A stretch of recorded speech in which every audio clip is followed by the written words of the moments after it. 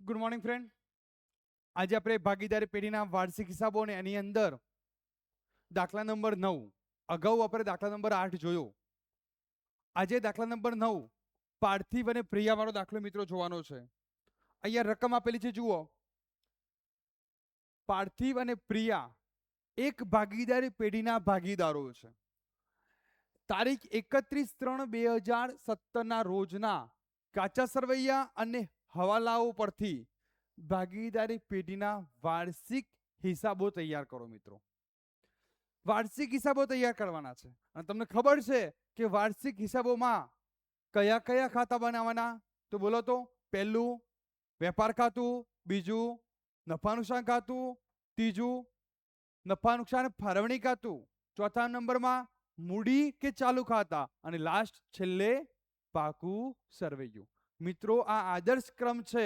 આ ક્રમ બદલાવો જોઈએ નહીં. પહેલું વેપાર ખાતું, ત્યાર પછી નફા નુકસાન, ત્યાર પછી નફા નુકસાન ફાળવણી ખાતું, ત્યાર પછી ભાગીદારોના મૂડી કે ચાલુ ખાતા અને છેલ્લે પાકું સરવૈયું. ખ્યાલ આવી ગયો? ઓકે. હવે આપણે આ કાચા સરવૈયા અને નીચે હવાલાઓ 6 આપેલા છે, એના ઉપરથી વાર્ષિક હિસાબો તૈયાર કરીશું. તો મિત્રો, અહીંયા એક નોંધ કઈ છે? ખરીદીની ચોખ્ખી પડતર એટલે વ્યવસ્થિત ખરીદી. મિત્રો, વ્યવસ્થિત ખરીદી બરાબર શું? આ સૂત્ર એક નોંધ કરી લો. વ્યવસ્થિત ખરીદી એટલે શરૂનો સ્ટોક લખી દેજો મિત્રો, પ્લસ ખરીદી માઇનસ ખરીદ પરત માઇનસ આખર સ્ટોક. આ વ્યવસ્થિત ખરીદીનું સૂત્ર છે. શરૂનો સ્ટોક પ્લસ ખરીદી માઇનસ ખરીદ પરત માઇનસ આખર સ્ટોક. એટલે તમને આ વ્યવસ્થિત ખરીદી જે આપી છે, તો અહીંયા તમને શરૂનો સ્ટોક પણ નહીં હોય, આખર સ્ટોક પણ નહીં હોય, ખરીદી પણ નહીં હોય કે ખરીદ પરત પણ નહીં હોય. આ ચારેય એન્ટ્રી અહીંયા આપેલી નહીં હોય. ખ્યાલ આવી ગયો? ઓકે. વ્યવસ્થિત ખરીદી ખરીદીની જગ્યાએ જ લખાશે, એટલે કે વેપાર ખાતાની ઉધાર બાજુ લખાશે. ક્યાં લખાશે? વ્યવસ્થિત ખરીદી જે તમને આપેલી છે, ખરીદીની ચોખ્ખી પડતર વ્યવસ્થિત ખરીદી ક્યાં લખાશે? વેપાર ખાતાની ઉધાર બાજુ. ચલો, ઓકે. હવે 6 હવાલા આપેલા છે. હવાલાને આપણે નંબર આપીશું, જેથી કરીને આપણે જ્યારે દાખલાની શરૂઆત કરીએ ગણતરી વખતે, ત્યારે આપણે સીધી નજર એ નંબર ઉપર પડે. ઓકે. પહેલો હવાલો મૂડી પર 8% લેખે, ઉપાડ પર 12% લેખે વ્યાજ આપવાનું છે. શું કરવાનું છે? વ્યાજ.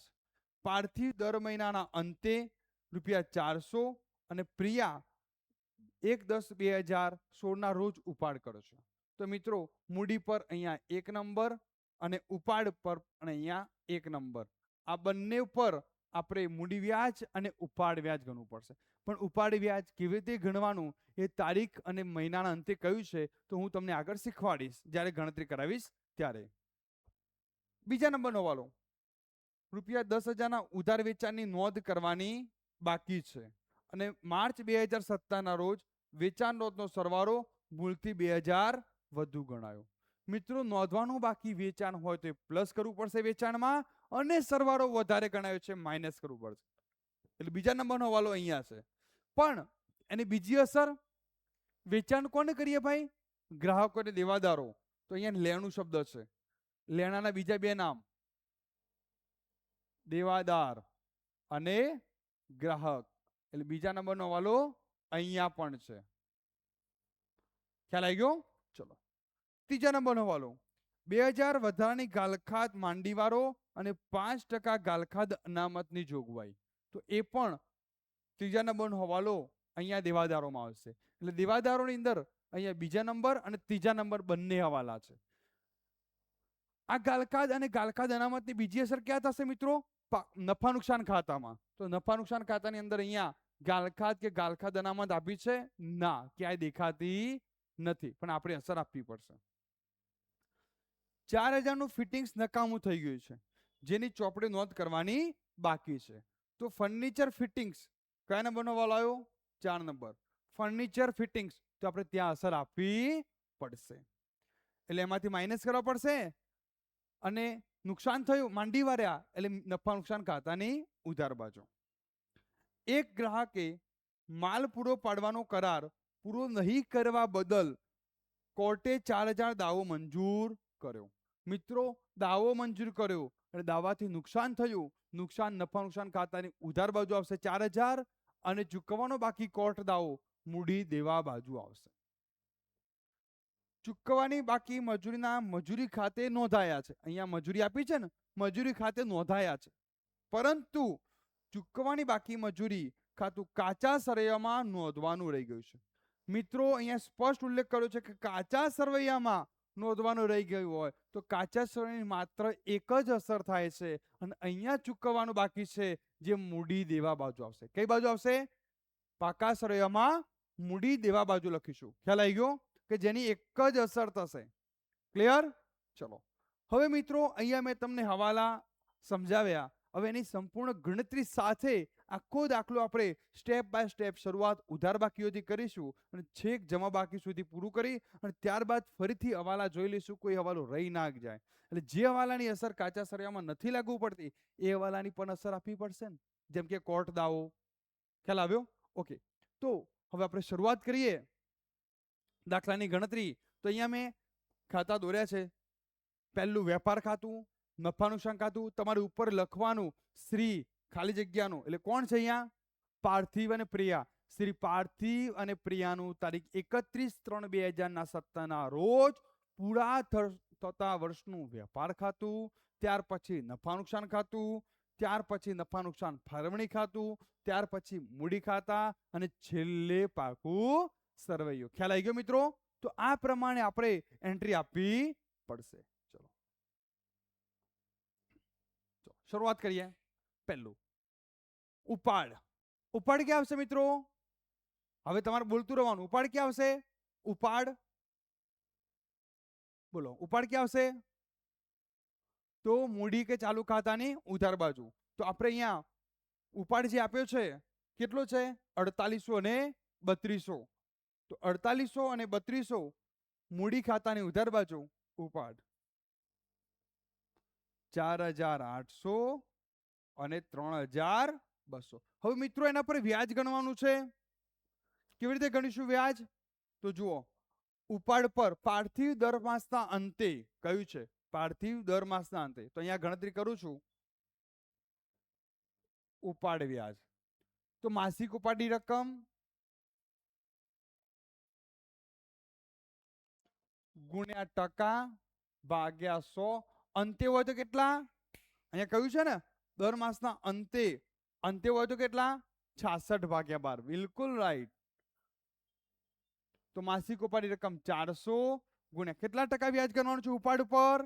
12%. તો ગુણ્યા 12/100. કેલ્ક્યુલેટર બધા હાથમાં લઈ લો. ચલો, 400 ગુણ્યા 12%. અહીંયા ડબલ 0 ઉડી ગયા, 12 ઉડી ગયા અને 66 ગુણ્યા 4 કરી દો. કેટલા આવે છે? 264. ત્યાર પછી પ્રિયા. અંદર જુઓ, પ્રિયાએ તારીખ 1/10/2016 ના રોજ ઉપાડ કર્યો. તો પ્રિયાનો ઉપાડ કેટલો હતો? 3200. આ કોણ હતું? પહેલું પાર્થિવ. હવે કોણ આવશે? પ્રિયા. તો 3200 ગુણ્યા 12% ગુણ્યા 6/12. કેમ 6/12? તો 1/10 થી 31/3 આપણું વર્ષ પૂરું થાય. 10મો, 11મો, 12મો, પહેલો, બીજો ને ત્રીજો 6 મહિનાનું. કેટલા આવે છે?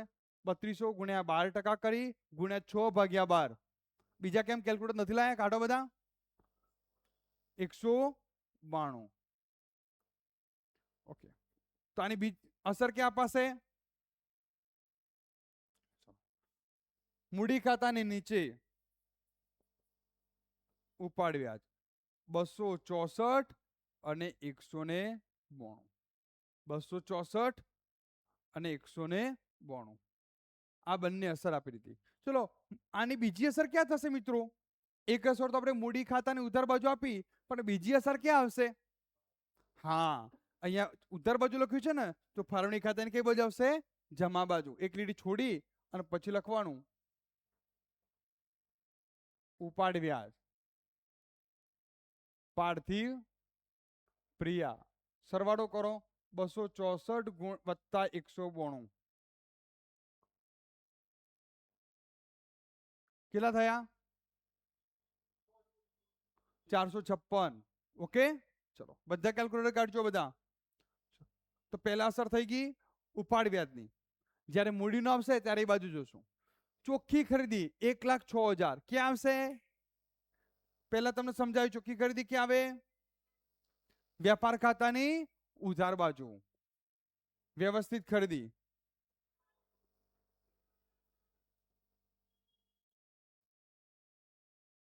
કેટલી છે? 1,06,000. ચલો માલ સ્ટોક કયો માલ સ્ટોક છે? આખોનો માલ સ્ટોક. આખોનો માલ સ્ટોક ક્યાં જશે? કાચા સરવૈયામાં હોય તો એની એક જ અસર થાય. કઈ બાજુ? મિલકત લેણા બાજુ. ક્યાં આવશે? આખો સ્ટોક. કેટલો આપેલો છે?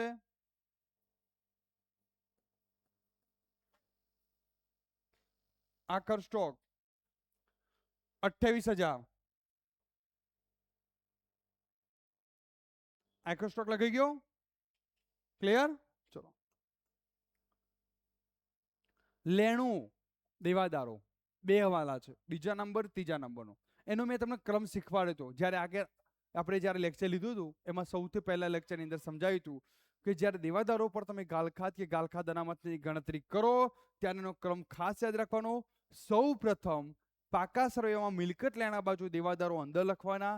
એમાંથી સૌથી પહેલા ઉધાર વેચાણ કે વેચાણ પરત નોંધવાનું બાકી હોય એની અસર આપવાની.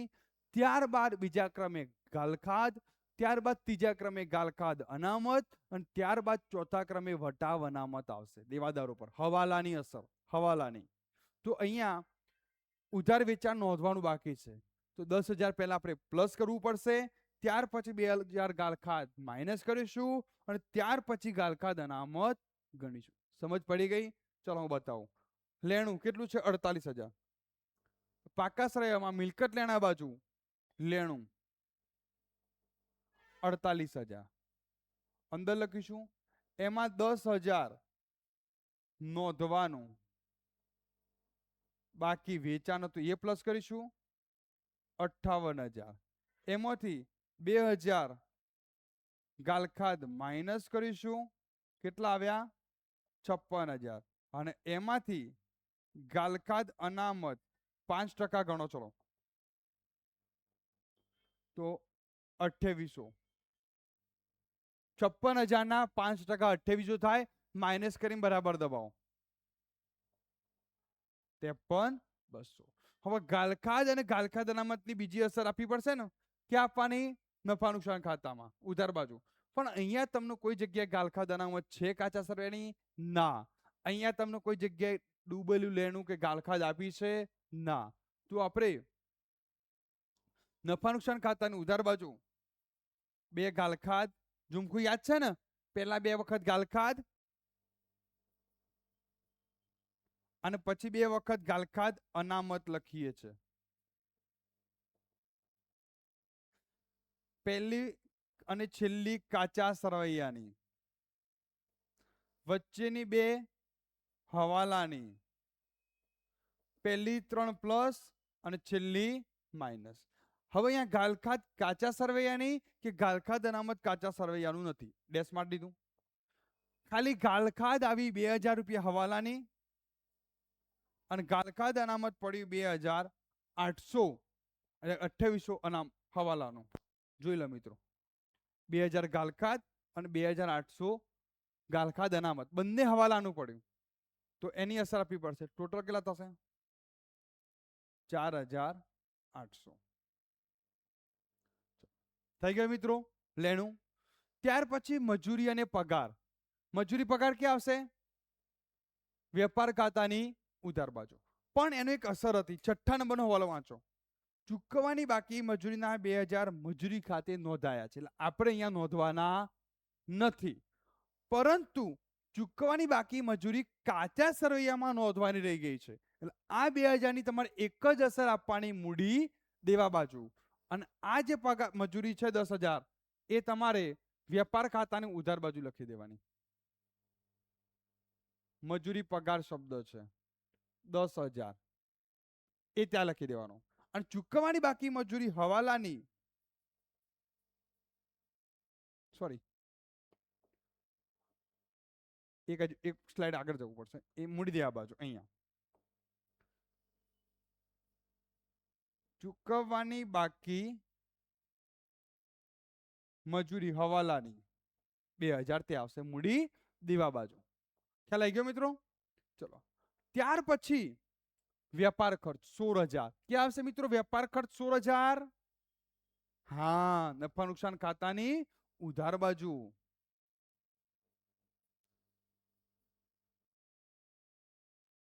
વેપાર ખર્ચ 16,000. ત્યાર પછી મકાન. મકાન કેટલું છે? 50,000. મકાન ક્યાં આવશે મિત્રો? હા બિલકુલ રાઈટ, મિલકત લેણા બાજુ એસેટ સાઈડ. મકાન 50,000. ત્યાર પછી ફર્નિચર ફિટિંગ્સ 10,000 અને 4 નંબરનો હવાલો વાંચો. 4,000 નું ફિટિંગ્સ નકામું થઈ ગયું છે જેની ચોપડે નોંધ કરવાની બાકી છે. તો આ ફર્નિચર ફિટિંગ્સ ક્યાં આવશે? હા પાકા સરૈયામાં મિલકત લેણા બાજુ 10,000. એમાંથી 4,000 નકામું થઈ ગયું, 12 લખવાના 6,000. આને શું કહેવાય? માંડી વારેલ. આની બીજી અસર ક્યાં આપશો? નફા નુકસાન ખાતાની ઉધાર બાજુ માંડી વારેલ ફર્નિચર ફિટિંગ્સ 4,000. ખ્યાલ આવી ગયો? ચલો ત્યાર પછી ઓફિસ સાધનો. ઓફિસ સાધનો જુઓ મિત્રો 3 મિલકત છે. ઓફિસ સાધન મિલકત કહેવાય, પેકિંગ સામગ્રી સ્ટોક મિલકત કહેવાય અને રોકડ સિલક મિલકત કહેવાય. આ 3 આપણી મિલકત છે. 4,000 4,000 ને 2,000 આ ક્યાં આવશે? 3 મિલકત મિલકત લેણા બાજુ. તો પહેલા લખી આપણે ઓફિસ સાધનો 4,000 કેટલા? 4,000. પેકિંગ સામગ્રી સ્ટોક એ પણ કેટલો છે? 4,000. અને રોકડ સિલક કેટલી આપેલી છે? 2,000. તો 4,000 4,000 ને 2,000 જોઈ લો મિત્રો. ઓફિસ સાધનો 4,000, પેકિંગ સામગ્રી સ્ટોક 4,000 અને રોકડ સિલક 2,000. 3 આપણી મિલકત હતી, મિલકત લેણા બાજુ. હવે મિત્રો ઉધાર બાકીઓ પૂરી થઈ. હવે શું કરવાનું? જમા બાકીઓ. આ પ્રમાણે તમે દાખલો ગણશો તો ક્યાંય ભૂલ નહીં પડે. એન્ટ્રી અને હવાલા સાથે સાથે ક્રમશઃ જોતું જવાનું. હવે મૂડી. તો મૂડી પર હવાલો છે. પહેલા મૂડી 24,000 ને 16,000 મૂડી ક્યાં આવશે? હા મૂડી ખાતાની જમા બાજુ. ઓકે તો મૂડી ખાતાની જમા બાજુ શું બોલવાનું? બાકી આગળ લાવ્યા કૌંસમાં મૂડી 24,000 ને બોલો 16,000. તો આપણે મૂડી 24,000 ને 16,000 લઈએ. હવે મૂડી વ્યાજ ગણવાનું છે. મૂડી વ્યાજ પાર્થિવ 24,000. મૂડી પર કેટલા ટકા કહ્યું છે? 8%. આખા વર્ષનું તારીખ આપી નથી. કેટલા થશે? 1920. ત્યાર પછી પ્રિયા એના 16,000 ગુણ્યા 8%. 16 8 128 અને 1 0 1280. 1920 અને 1280 કઈ બાજુ આવશે મિત્રો મૂડી વ્યાજ? તો મૂડીના નીચે જ મૂડી વ્યાજ 1920 1280. આની મિત્રો બીજી ક્રોસ અસર ક્યાં થશે? ક્રોસ એન્ટ્રી હા ક્રોસમાં. તો અહીંયા ફાળવણી ખાતાની ઉધાર બાજુ મૂડી વ્યાજ પાર્થિવ પ્રિયા 1920 અને 1280 ટોટલ કેટલા? 3200 થઈ ગયા. ક્લિયર? ત્યાર પછી મિત્રો વેચાણ. વેચાણ ક્યાં આવશે? 2 લાખ છે. વેચાણ ક્યાં આવશે? હા, એના ઉપર હવાલો છે બીજા નંબરનો. ઉધાર વેચાણ નોંધવાનું બાકી 10,000 પ્લસ કરીશું અને સરવાળો વધારે ગણાવે 2,000 માઇનસ કરીશું. તો અહીંયા વેપાર ખાતાની જમા બાજુ વેચાણ 2 લાખ, એમાં 10,000 ઉધાર વેચાણ નોંધવાનું બાકી માઇનસ 2,000 સરવાળો વધુ ગણેલ, તો બહાર આવશે 2,08,000. ખ્યાલ આવી ગયો? 2 લાખમાં નોંધવાનું બાકી ઉધાર વેચાણ પ્લસ થશે અને સરવાળો જે વધારે ગણાયો તો એ 2,000 શું કરવાના? માઇનસ કરવાના. ક્લિયર? ચલો, ત્યાર પછી દેવું. દેવું ક્યાં આવશે? દેવા બાજુ, મૂડી દેવા બાજુ 30,000. દેવું. દેવાના બીજા બે નામ લેણદાર અને વેપારી. ખ્યાલ છે ને? લેણદાર અને વેપારી. ત્યાર પછી નમૂના તરીકે વેચેલ માલ. મિત્રો હવાલો હોય તો આપણે વ્યવસ્થિત ખરીદમાંથી બાદ કરો, પણ અહીંયા નમૂના તરીકે વેચેલ માલ ક્યાં આવશે? હા, વેપાર ખાતાની જમા બાજુ અહીંયા લખવાનો. નમૂનાથી વેચેલ માલ કેટલાનો હતો મિત્રો? હા, 2,000 નો.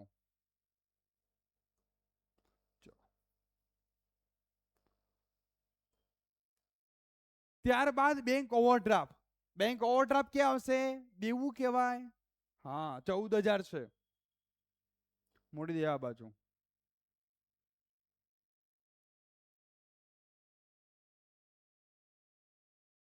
Bank overdraft 14,000. ખ્યાલ આવી ગયો? થઈ ગયો અહીંયા આટલા સુધી? હવે શું કરવાનું? ઉધાર બાકીઓ જમા બાકીઓ પૂરી થયા પછી ક્રમશઃ હવાલા જોવાના. જે હવાલા રહી ગયો હોય એ આપણે સાથે લઈ લેવાનો. હવે તો પહેલા મૂડી વ્યાજ ઉપાડ વ્યાજ થઈ ગયું તો ચેક કરી લો એક વખત. ચેક અવશ્ય કરવાનું. તો આ મૂડી વ્યાજ ક્રોસમાં અસર, ઉપાડ વ્યાજની ક્રોસમાં અસર અપાઈ ગઈ. ક્રમશઃ ચેક કરવાનું. ત્યારબાદ 10,000 નું ઉધાર વેચાણ નોંધવાનું બાકી અને સરવાળો વધુ ગણાયો તે થઈ ગયો તો એ પણ ચેક કરી લેવાનો. હા, વેચાણમાં થઈ ગયું. અને એની બીજી અસર દેવાદારોમાં 10,000 લખાઈ ગયા વેચાણ. હા, બિલકુલ. ચલો, ત્યાર પછી 2,000 વધારાની ગાલખાદ અને ગાલખાદ અનામત, તો નફા નુકસાન ખાતાની ઉધાર બાજુ આપી દીધી. હા, અને બીજી અસર વેપાર પાકા સરવૈયામાં મિલકત લેણા બાજુ દેવાદારોમાં ગણાઈ ગઈ. હા, ચેક કરતું આવવાનું. ત્યાર પછી ચોથો વાલો ફિટિંગ્સ નકામું થઈ ગયું એ જોઈ લો. તો 4,000 માઇનસ કર્યા અને આની બીજી અસર નફા નુકસાન ખાતાની ઉધાર બાજુ આપી ના? આપી. હા, આપી છે. માંડી વાળું ફર્નિચર નહીં તો રહી ગયું હોય તો આપી દેવાની. ત્યારબાદ એક ગ્રાહકે, જુઓ પાંચમો અને છઠ્ઠો, એક ગ્રાહકે માલ પૂરો પાડવાનો કરાર પૂરો નહીં કરવા બદલ કોર્ટે 4,000 નો દાવો ચૂકવવાનો મંજૂર કર્યો. તો મિત્રો આ દાવાથી શું થયું? આપણને પેઢીને નુકસાન થયું અને ચૂકવવું પડશે એટલે આપણું દેવું થયું.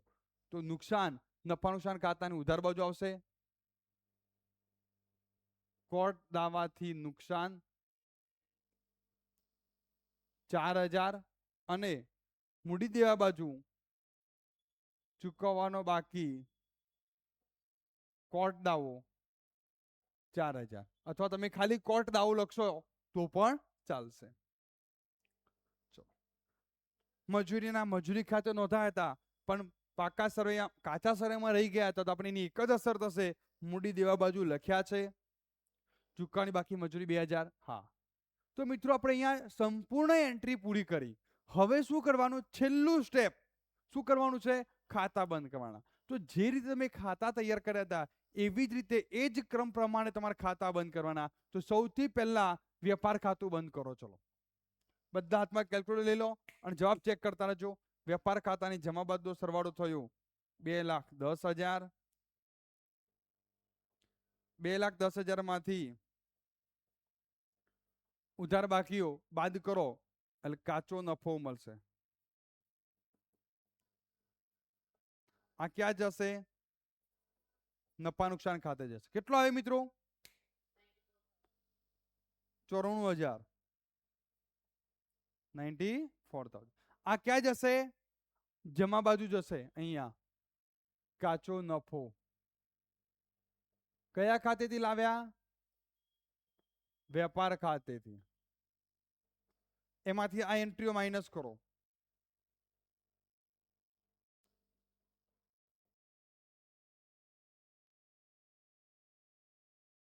આ એન્ટ્રીઓ માઇનસ કરો અને જવાબ ચેક કરતો જો. ચોખ્ખો નફો 65,200 આ ફાળવણી ખાતે જશે. આવે છે જવાબ? ઓકે. આ ફાળવણી ખાતે જશે અને હવે ફાળવણી ખાતાની જમા બાજુ 65,200.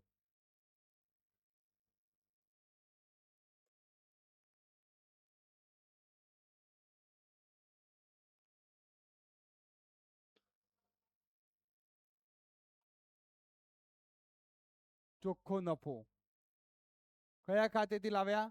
નફા નુકસાન ખાતેથી. ચલો સરવાળો કરો. 65,656 એમાંથી 3200 માઇનસ કરો. બીજા બોલો ભાઈ. 62,456. હા, આ કયો નફો આવ્યો? વહેંચણી પાત્ર નફો. પાર્થિવ પ્રિયા. હવે તમે અહીંયા જુઓ, તમને ક્યાંય નફા નુકસાનનું પ્રમાણ આપ્યું છે? તો તમને નફા નુકસાન પ્રમાણ આપ્યું નથી, તો કયા હિસ્સે વેચીશું? સરખા હિસ્સે 1:1 ના પ્રમાણમાં. ભાગ્યા 2 કરી દો. 31,228. આ નફો ક્યાં જશે? મૂડી ખાતામાં. 31,228 વહેંચણી પાત્ર નફો.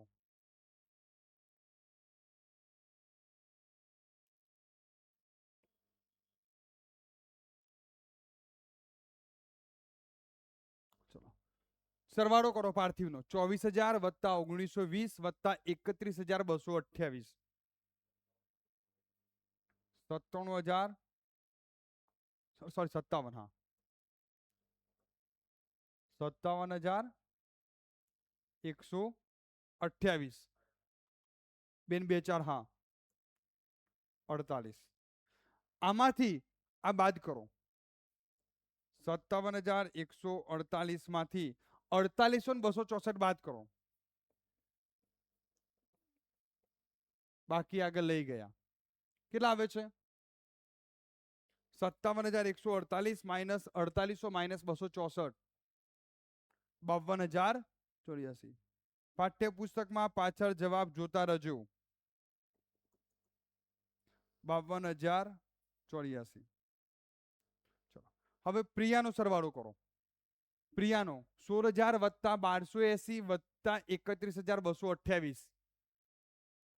48,508. એમાંથી માઇનસ કરો. એમાંથી 3200 અને 192 માઇનસ કરો. 45,116. જવાબ ચેક કરી લેજો. આ બંને ક્યાં જશે? મૂડી આવી ગઈ. અહીંયા મૂડી દેવા બાજુ. મૂડી પાર્થિવ પ્રિયા 52,084. 45,116. બંનેનું ટોટલ કરો. 52,084 45,116. બંનેનું ટોટલ કરો. 97,200. ચલો એમાં આ બાજુ ટોટલ કરો. ચલો પાકા સરવાળે બંને બાજુનો સરવાળો મળી જવો જોઈએ. ટોટલ કરો. ચલો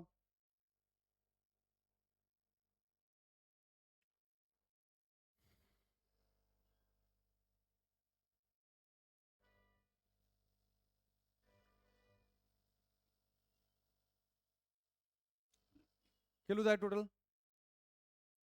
જવાબ ચેક કરો પાછળ એક જણ ટેક્સ્ટબુકમાં.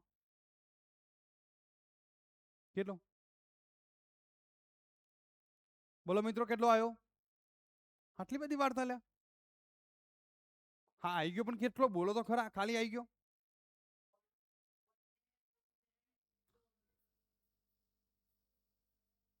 ₹1,47,200. અને આ બાજનો બધી બંને બાજુ આવી ગયા. તમે કઈ બાજનો કર્યો? તો બીજા આ બાજનો કરો, પોતપોતાની બાજનો જ કરવાનો. 1,47,200 બધા પોતપોતાની બાજનો કરો, વાંધો નહીં, આ બાજનો કરી દો. 14,000 14,000 પ્લસ 2,000 આવી ગયો ને? ઓકે, તો ખ્યાલ આવી ગયો મિત્રો? તો જુઓ મિત્રો, તમારો આ દાખલો સંપૂર્ણ અહીંયા આપણે પૂરો કર્યો. એકે એક એન્ટ્રી તમને સમજાય છે. ક્યાંય ખબર ના પડે તો તમે પાછો વિડીયો કરી અને શાંતિથી એટલો પાછો એ ભાગ ગણતરીનો હોય તો તમે જોઈ લેજો. અને ઉધાર અસર, જમા અસર બધી જ ક્રમશઃ આપી છે આપણે, અને ક્રમશઃ એન્ટ્રીઓ લીધી છે. કોઈ આડી અવરી એન્ટ્રીઓ નથી લીધી જેથી કરીને તમને એમ થાય પેલી એન્ટ્રી ખ્યાલ. આપણે ક્રમશઃ એન્ટ્રીઓ સમજાવી છે, ક્રમશઃ, અને પછી હવાલા. સાથે સાથે જ્યાં અસર થતી હોય એ પ્રમાણે ગણતરી, ઉપાડ વ્યાજ, મૂડી વ્યાજની ગણતરી આપી છે. ખ્યાલ આવી ગયો મિત્રો આ દાખલામાં? ઓકે, જરૂર પડે તો ઘરે જઈને પાછા ફરીથી આ વિડીયો જોઈ લેજો, અને પરીક્ષા વખતે પણ આ વિડીયો જોજો, અને તમારા મિત્રોને પણ મોકલજો.